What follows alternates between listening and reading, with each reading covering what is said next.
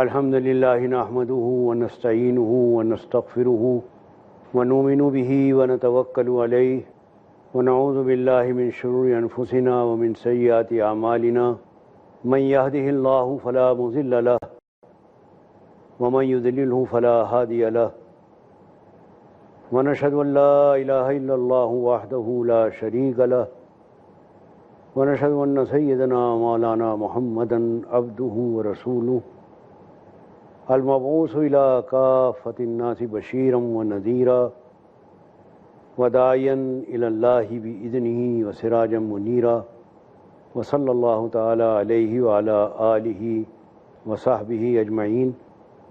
محترم ناظرین و سامعین، ہماری آج کی گفتگو کا عنوان ہے الہی قانون اور انسانی قانون، یعنی ایک قانون وہ جو اللہ تعالیٰ نے بنایا اور بنا کر انسانوں کے لیے بھیجا اور اتارا، اور ایک قانون وہ جو انسانوں نے انسانوں کے لیے بنایا۔ ان دونوں طرح کے قوانین میں اپنے تاثیر کے اعتبار سے، عمل کے اعتبار سے، قبولیت کے اعتبار سے کیا فرق ہے؟ سب سے پہلی بات تو یہ کہ اللہ کا بنایا ہوا قانون بے عیب اور مکمل ہے۔ دوسری بات کہ اللہ کے بنایا ہوا قانون دلوں پر اثر کرتا ہے، لوگ اس کو دل سے قبول کرتے ہیں کہ یہ ہمارے رب کا قانون ہے۔ اور وجہ یہ ہے کہ قرآن مجید صرف قانون بناتا اور اتارتا ہی نہیں ہے، بلکہ وہ انسانی فطرت کے مطابق قانون پر عمل کرنے کے لیے انسان کو تیار کرتا ہے۔ یعنی قرآن کا طریقہ انسانی فطرت کے مطابق ہے۔ قرآن کا طریقہ کیا ہے جس کی وجہ سے وہ کامیاب ہو جاتا ہے؟ اس کا طریقہ بالکل وہی ہے جو ایک کسان کا ہوتا ہے۔ جیسے ایک کسان بیج بوتا ہے اور اس سے پیداوار حاصل کرتا ہے، تو پیداوار حاصل کرنے کے لیے پہلے وہ زمین کو تیار کرتا ہے، اس میں ہل چلاتا ہے، پانی دیتا ہے۔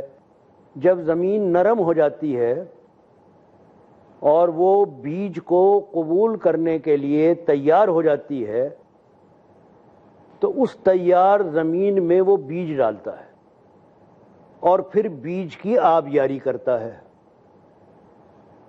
نتیجہ یہ ہوتا ہے کہ وہ بیج پھلتا پھولتا ہے، پیداوار دیتا ہے۔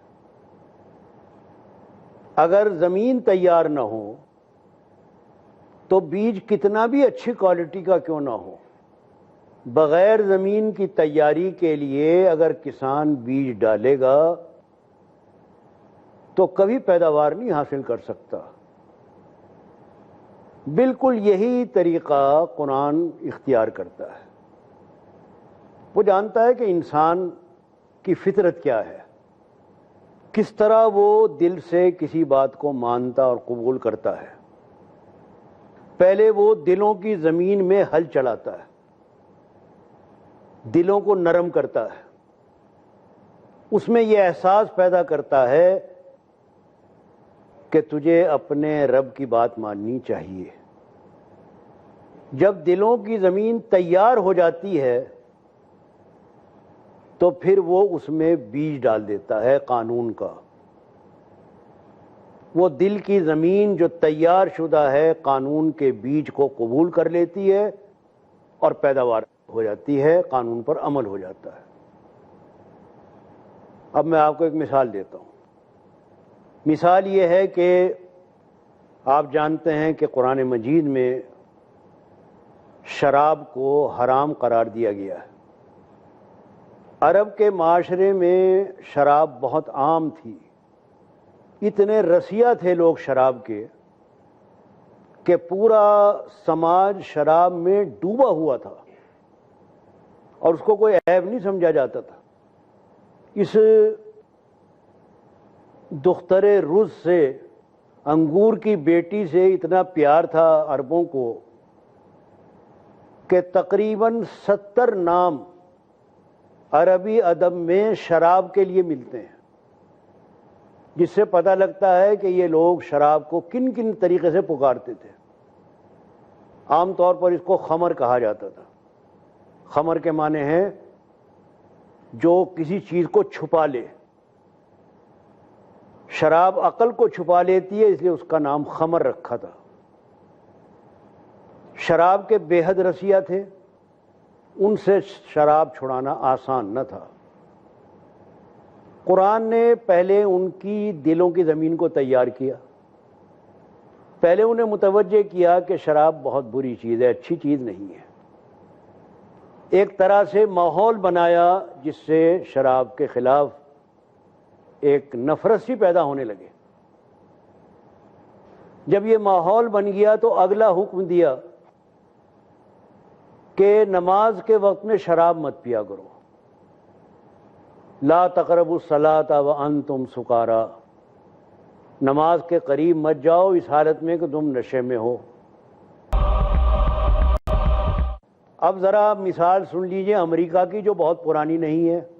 امریکہ کی مثال یہ ہے کہ امریکہ کے وزارت نے یہ رپورٹ کی کہ نشہ اتنا بڑھتا چلا جا رہا ہے کہ اس کی وجہ سے بہت زیادہ قتل ہو رہے ہیں، ایکسیڈنٹ ہو رہے ہیں، چوریاں ہو رہی ہیں اور طرح طرح کے جرائم پھیل رہے ہیں۔ اس لیے کسی طرح سے بھی لوگوں کا نشہ یا شراب، مختلف قسم کے نشے ہیں، وہ چھوڑائے جائیں۔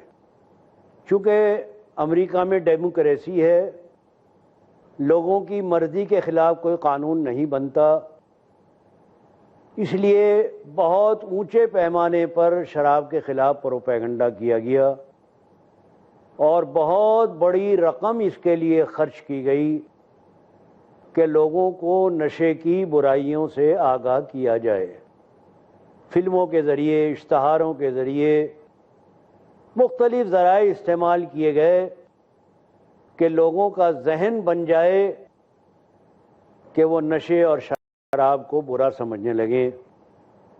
جب دیکھا کہ لوگ تیار ہو گئے ہیں تو لوگوں کی مرضی سے ہی وہاں کی کانگریس نے، وہاں کی پارلیمنٹ نے اکثریت کے ساتھ نشہ بندی کا قانون پاس کر دیا اور شراب کو خلاف قانون قرار دے دیا۔ لیکن آپ حیرت کے ساتھ سنیں گے کہ وہ امریکی قوم جو عام طور پر قانون کی پابندی کی عادی ہے، یورپ میں، امریکہ میں لوگ ٹریفک کے قانون کے بڑے پابند ہیں، اس کی خلاف ورزی نہیں کرتے۔ اگر ریڈ لائٹ ہے اور سڑک خالی ہے، کبھی وہ گاڑی آگے نہیں بڑھائیں گے جب تک کہ گرین لائٹ نہ ہو جائے۔ عام طور پر مزاج ہے قانون کی پابندی کا، ڈسپلن کا۔ وہی امریکن قوم جو قانون کی پابندی کی عادی ہے، وہ شراب کی پابندی برداشت نہ کر سکی اور خلاف قانون شراب کی بھٹیاں گھر گھر کھل گئیں۔ ناجائز شراب تیار ہونے لگی اور گھٹیا شراب بننے لگی، جس سے لوگوں کی صحت بھی برباد ہونے لگی اور حادثے اور زیادہ بڑھ گئے۔ چند سال نہیں گزرے تھے کہ مجبور ہو کر امریکہ کو اپنا یہ قانون واپس لینا پڑا۔ یہ کون قوم ہے جو متمدن ہے، کلچرڈ قوم ہے، ترقی یافتہ قوم ہے، بیدار ہے، نفع نقصان کو جانتی ہے، قانون کی پابندی کی عادت ہے۔ ذرا دونوں کا مقابلہ کر کے بتائیے کہ الہی قانون کیوں مؤثر ہوا اور انسانی قانون کیوں غیر مؤثر رہا؟ کیا فرق ہے الہی قانون اور انسانی قانون میں؟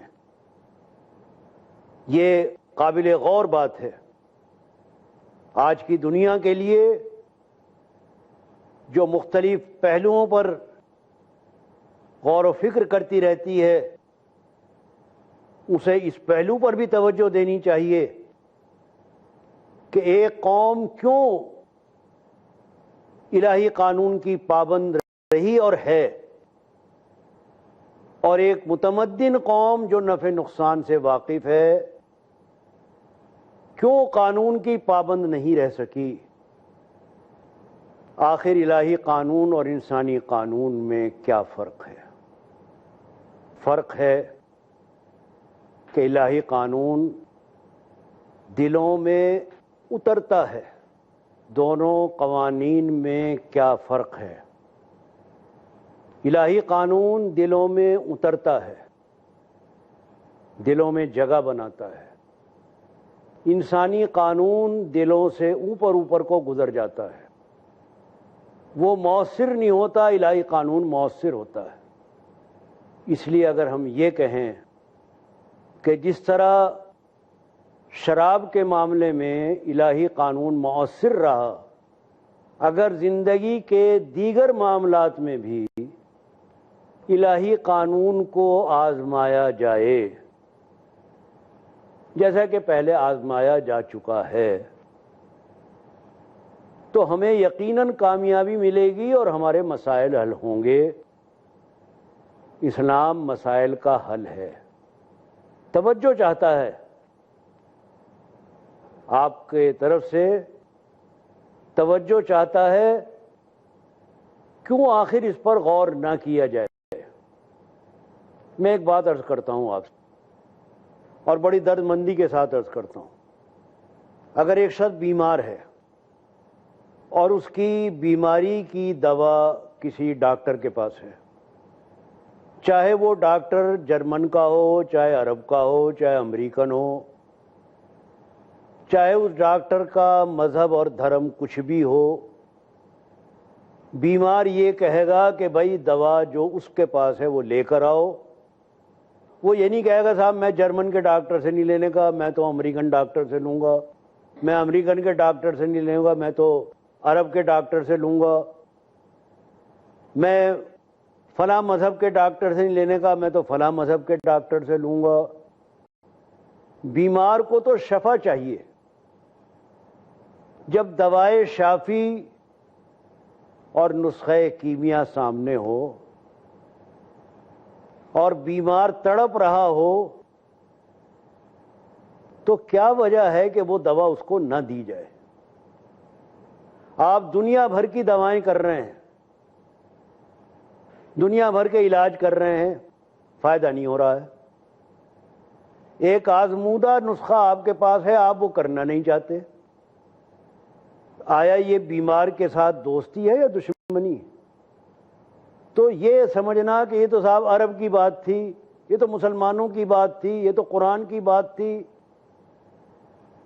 کہیں کی بات ہو، وہ عرب کی ہو یا عجم کی ہو، قرآن کی ہو یا گیتا کی ہو، جب اس میں حل موجود ہے، آزمایا ہوا ہے، آپ اس کو دوبارہ آزما کے دیکھ لیجئے۔ ایک بات غالباً جو رکاوٹ بنتی ہے وہ یہ سمجھا جاتا ہے کہ صاحب یہ تو پرانے زمانے کی باتیں ہیں، اساطیر الاولین، قرآن میں ہے اساطیر الاولین، یہ تو پرانے بھائی وہ قصے کہانیاں والی باتیں ہیں۔ آج کا دور جو اتنا ترقی یافتہ ہے، آج کی دنیا جو کہیں سے کہیں پہنچ چکی ہے، وہ عرب کے ریگستانوں کی بات، کم آبادی کی بات، اونٹ چرانے والوں کی بات، اب وہ باتیں ہم لا کر آج کے زمانے میں، آج کے ملکوں میں، آج کے انسانوں میں لائیں تو غالباً یہ سمجھا جاتا ہو کہ یہ تو بہت پرانی باتیں ہو گئیں جو آج کارآمد نہیں ہیں۔ اچھائی کبھی پرانی نہیں ہوا کرتی، اچھائی ہمیشہ اچھائی رہتی ہے، چاہے پرانی ہو چاہے نہیں ہو۔ اصول ہمیشہ اصول رہتا ہے، وہ پرانا اور نیا نہیں ہوا کرتا۔ اسلام دین فطرت ہے، اور انسانی فطرت جو 1000 سال پہلے تھی آج بھی وہی ہے۔ فطرت اللہ التی فطر الناس علیہا، اللہ کی بنائی وہ فطرت جس پر اس نے انسانوں کو بنایا ہے. لا تبدیل لخلق اللہ، اللہ کی تخلیق میں تبدیلی نہیں ہوتی. اسلام دین فطرت ہے، عین فطرت انسانی کے مطابق. انسانی فطرت پاکیزگی چاہتی ہے، انسانی فطرت کامیابی چاہتی ہے، انسانی فطرت امن چاہتی ہے، انسانی فطرت سلامتی چاہتی ہے، انسانی فطرت محبت اور یکجہتی چاہتی ہے.